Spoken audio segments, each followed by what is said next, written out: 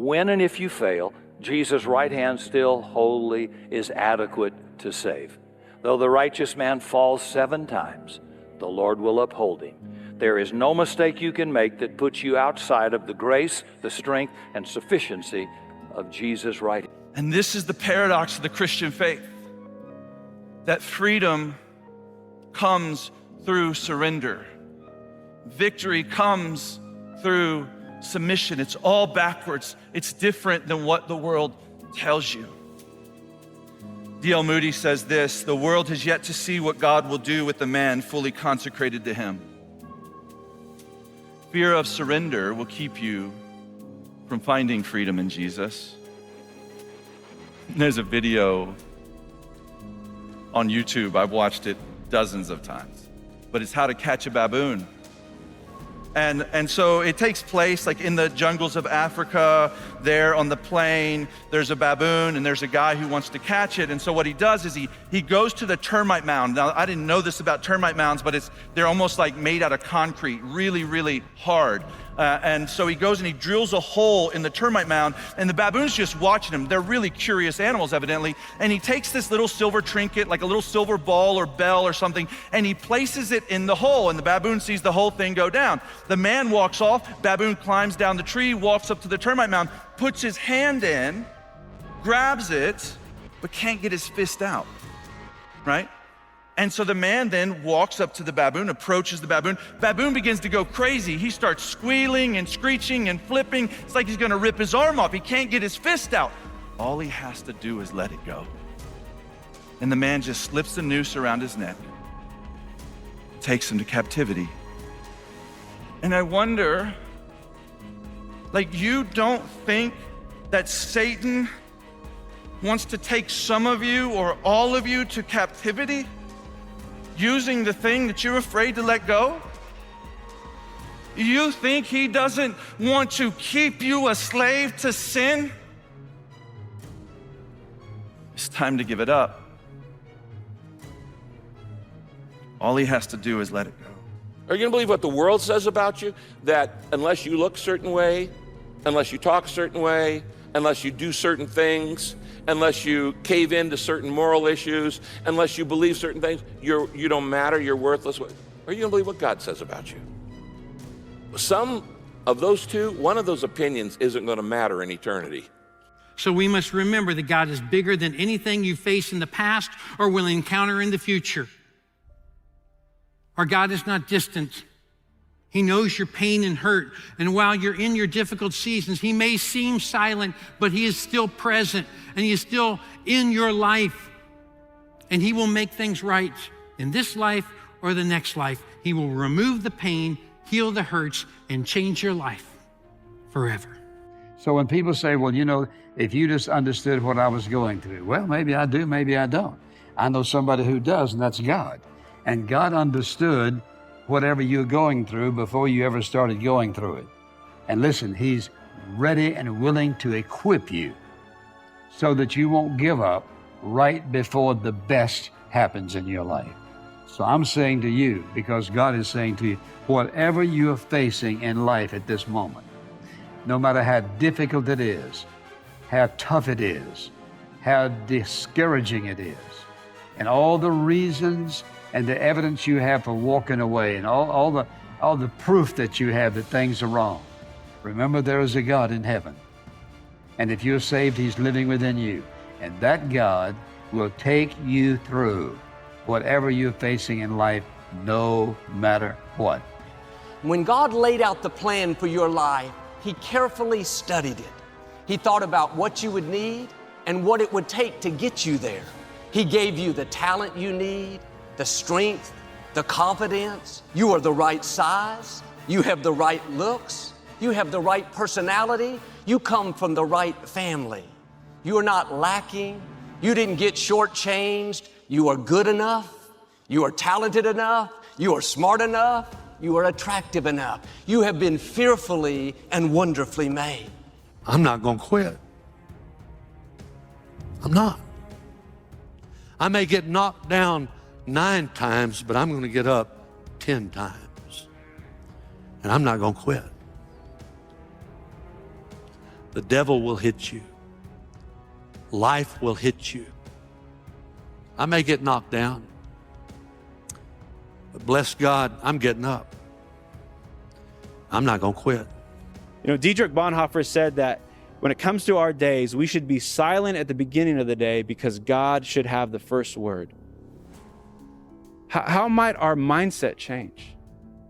How might we begin to handle our distractions differently if we embraced this kind of practice? Just a few moments of your day, 5 minutes of just, God, I'm going to be with you. God, I'm going to sit here with you. Would you move inside of me? It's just a moment for you to be and to be with God. Too many people go around feeling wrong on the inside. They don't really like who they are. They focus on their faults, weaknesses. They're constantly critical toward themselves. That recording of everything they've done wrong is always playing in their mind. Don't go around being against yourself. You may have some things wrong with you, but can I tell you, you have a lot more right with you. You may have a long way to go, but if you look back, you'll see how far you've already come. Keep your flaws in perspective. Every person has something they're dealing with. When you are for yourself, you are in agreement with God. And some people have never once said, I like myself. I like my gifts. I like my personality. I like my looks. I'm happy with who God made me to be. I'm asking you to feel good about who you are. You may not be where you want to be, but you're on the way. God is changing you from glory to glory. Start enjoying the glory that you're in right now. You may have some weaknesses. We all do. Don't you dare go through life against yourself. God is saying today, you are my beloved son, my beloved daughter, in whom I am well pleased. Now do your part. Start putting on the breastplate of God's approval each morning. And I want to suggest that you always put your trust in Him. Father, I entrust. I'm going to trust you with my life. I'm going through this dark period right now. I don't know which way I'm going. I don't know which way is up. I don't know where I'm going to be in the next 5 days, much less 5 months. But I'm going to entrust my spirit into your care. I'll end with this poem by Russell Kelfer. You are who you are for a reason. You're part of an intricate plan. You're a precious and perfect, unique design called God's special woman or man. You look like you look for a reason. God made no mistake. He knit you together within the womb, and you're just what He wanted to make. The parents you had were the ones that He chose, and no matter how you may feel, they were custom designed with God's plan in mind, and they bear the Master's seal. Know that trauma you faced was not easy. It wasn't easy. And God wept that it hurt you so. But it was allowed to shape your heart so that into His likeness you'd grow. You are who you are for a reason. You have been formed by the Master's rod.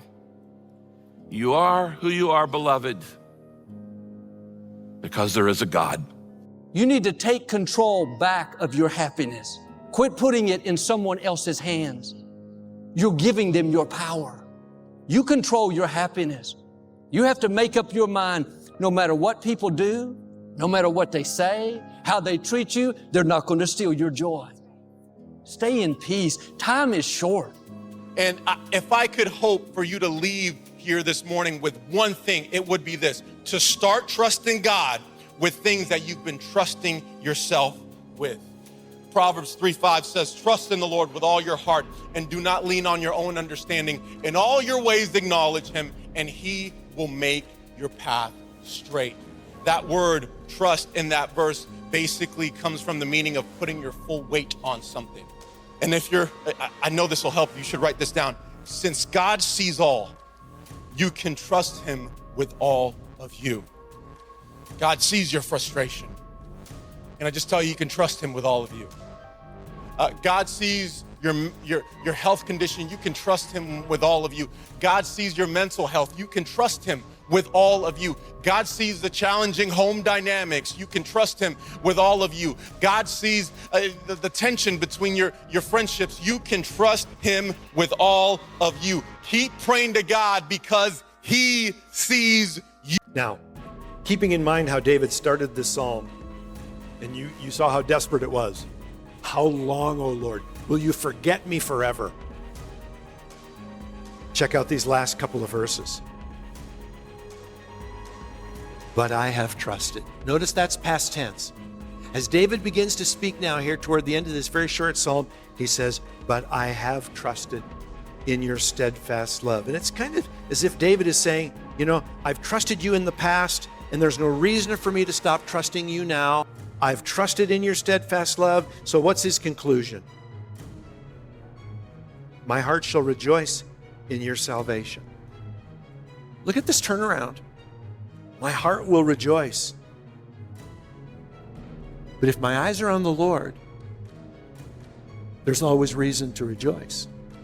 And that's what we're told. Rejoice in the Lord. And so David is looking back on his past, and he's saying, God's been faithful. You know, that doesn't mean there haven't been rough spots, but God brought me through. Pour out your heart to the Lord. But then when you get to the end of your prayer, and I'm preaching to myself just as much as you, let's bring it back to what is right. I will rejoice in God, who is my salvation. I will sing to the Lord, for he has been good to me. He has blessed me. Just such important reminders.